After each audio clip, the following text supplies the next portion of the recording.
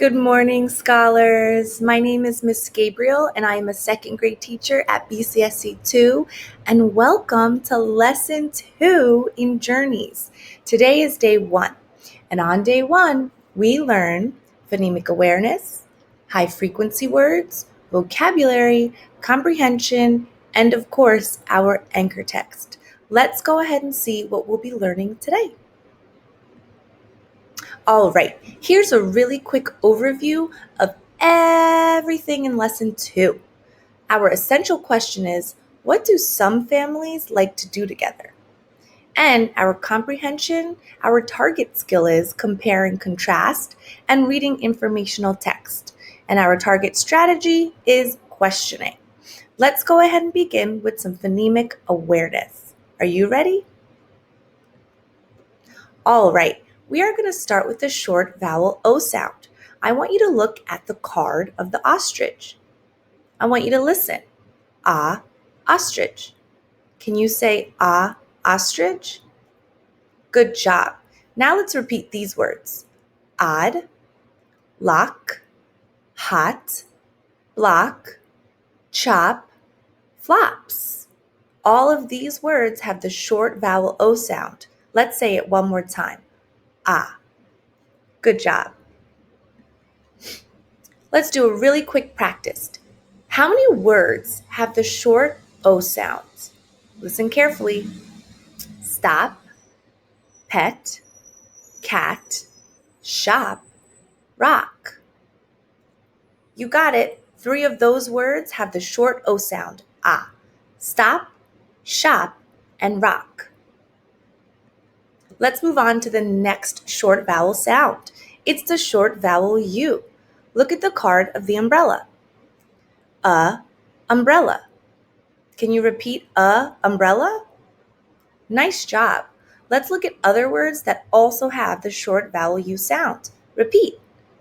Bug, luck, bunch, lunch, sun, buzz. Awesome. Now it's time to practice. All right. How many words have the short U sound? Upset, buddy, open, list, bus. Did you say 3? Awesome job. Upset, buddy, and bus all have the sound. But remember, the sound in upset comes in the beginning, and the sound in buddy comes in the middle. All right, now let's take a look at the card of the elephant. Elephant. Can you repeat after me? Elephant. Nice. Now let's repeat the words that also have the short vowel E sound. Rest, step, bench, spend, sled, set. Do you hear the E sound? You sure do. Now let's practice. How many words have the short E sound? Sled, rust, beg, and leg. Did you say 4? Awesome. Sled, beg, and leg all have the sound. Let's take a look at the word end. Where does the sound come in the word end? Yep, in the beginning. And it's different from the word leg because the sound there comes in the middle. Leg. Awesome job with phonics today. All right, scholars, here are our high frequency words. Today we are going to practice saying them. First word is bring. Good job. Children. Comes. Do. Family. Like. Make. those, use. With. Awesome job! Scholars, we will be practicing our high frequency words almost every day. So be sure when you're repeating them to also skywrite them. Great job. All right, now it's time for vocabulary. Scholars, today I'm going to read you a text, and the text will have our vocabulary words, and you will see them highlighted right here. So every time you see a vocabulary word, I want you to put a thumbs up because those are our words that we're going to get to know this week. And after I read this text, we will talk about a couple of these words. Here we go. This text is called More Than a Best Friend. Did you know that dogs can be much more than pets? Spend some time with dogs and you'll discover that they are smart, loyal, and very helpful. Some dogs are guide dogs for people who are blind. If you've ever been stuck trying to cross a busy street, you know how hard it is to get to the other side. These dogs help their owners cross roads and give them the freedom to visit a friend, cousin, or other relative. Before a guide dog is given to a child who is blind, someone introduces the dog to the child. This helps the child decide if a guide dog is right for him or her. When kids get to know their guide dogs, they become close friends. Mary, an 11-year-old, fed and cared for her dog and even played the piano for her. Her parents said, "We've never had a dog in our house, and now Vicky, our dog, is part of our family. We don't know what we'd do without her."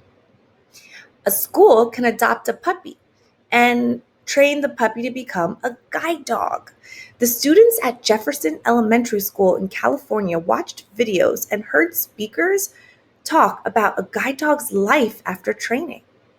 The students adopted Mustang when he was 4 months old.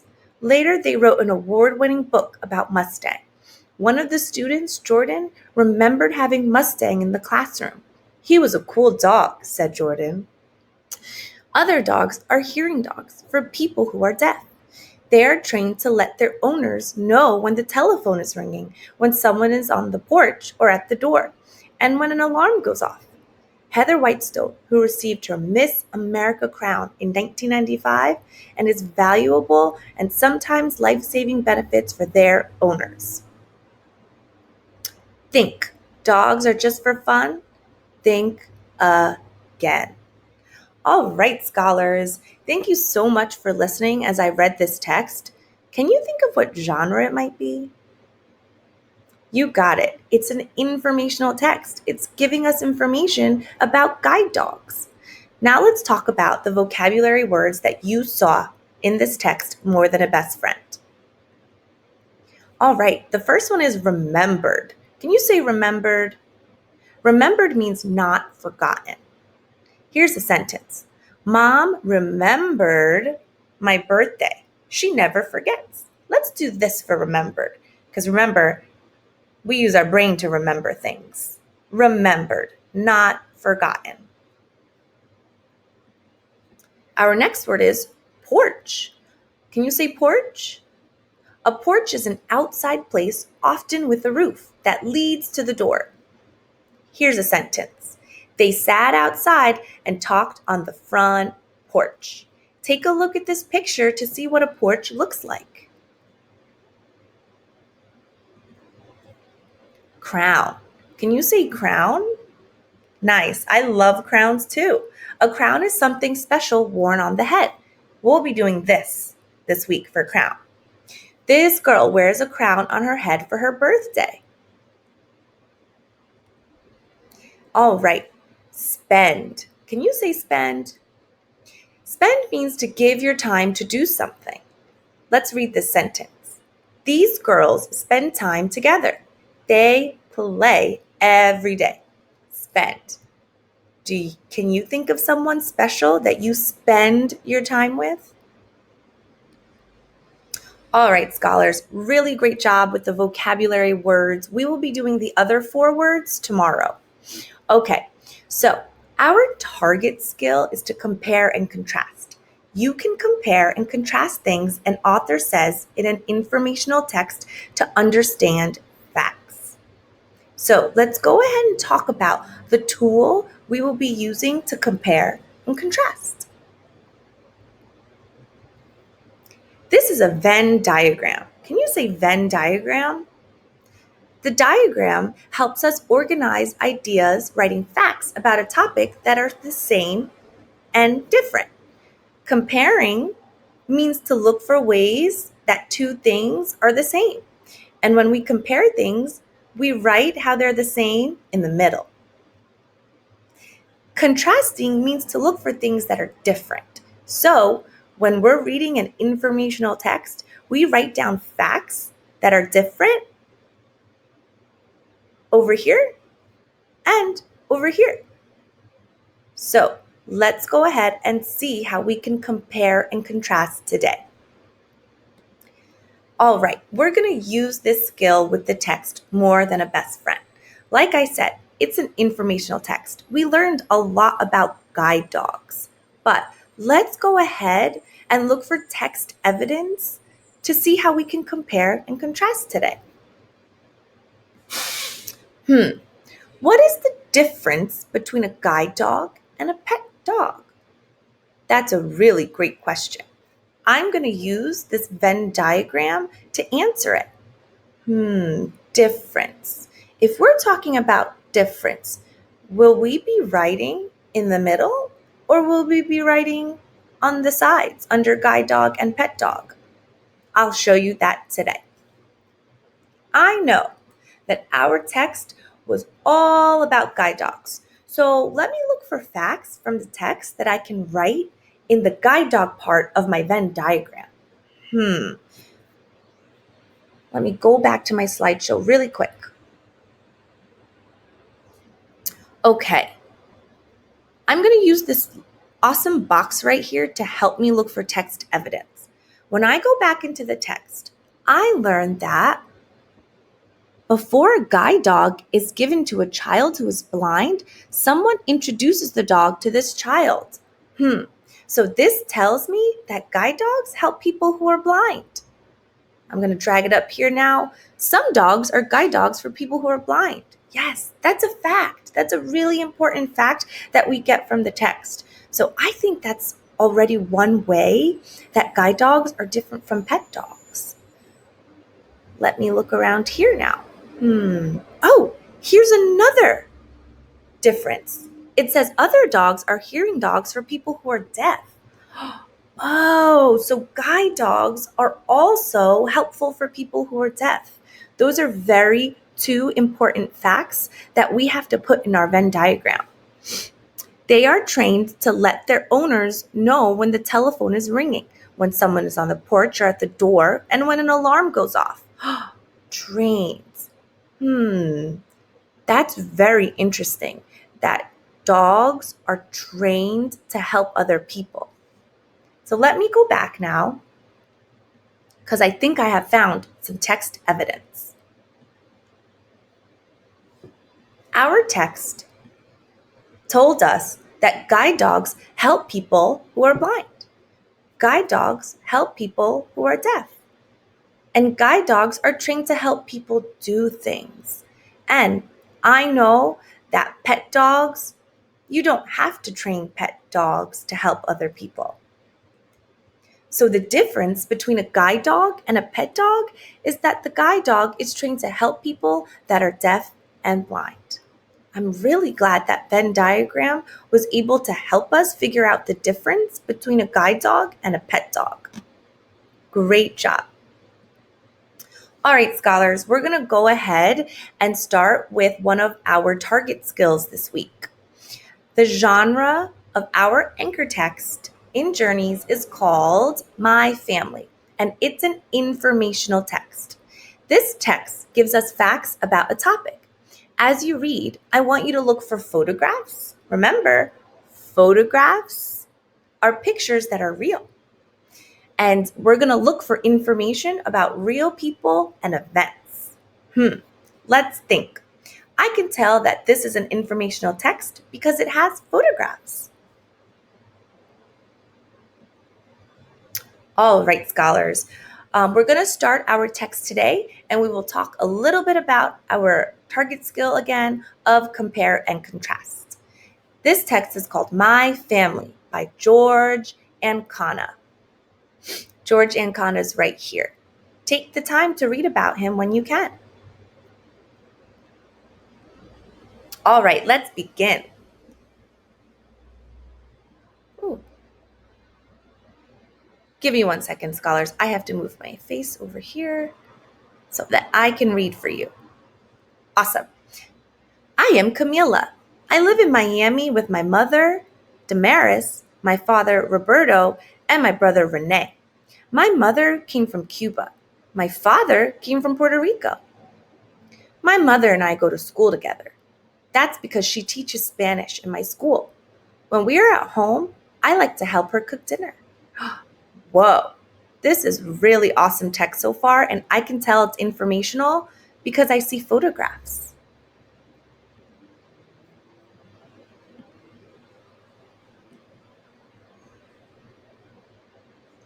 Sometimes, when my grandma Marta comes to visit, I dress up and put on a show for her. Today, she's teaching me a song. It goes like this. There once was a sailor at sea who liked to play the guitar. When he remembered his faraway lands, he picked his guitar and started to sing. On the high sea, on the high sea, on the high sea. Renee is my little brother. Our friends and family come to the house for his birthday. We play games, eat, and sing. Happy birthday to him.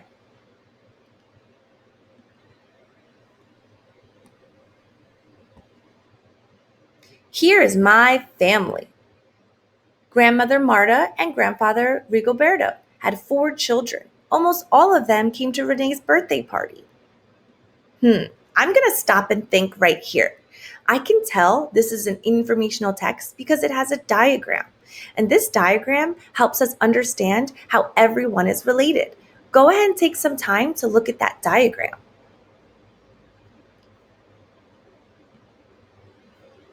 Grandma came with Aunt Maria. Grandma came with Aunt Maria, Irene, and Victoria. Uncle Andres came with Victor and Marisbel. Aunt Martika, Uncle Miguel, Gabriella, and Letitia came too. Soon the house was full. We played games. Aunt Maria, Irene showed us how to play hopscotch. Little Letitia put on a crown to dance. Grandpa Rigoberto danced with cousin Mar Isbel. That's really awesome, scholars. So I'm going to pause right here because we are learning so much information about this family. Before we end, I want to end with a thought. We're learning about the adults in this family and the kids in this family. So what we're going to do in lesson 2 is compare and contrast the adults and the kids in this wonderful family. Thank you so much, scholars, for joining me today. I'll see you tomorrow for day 2. Have a good day.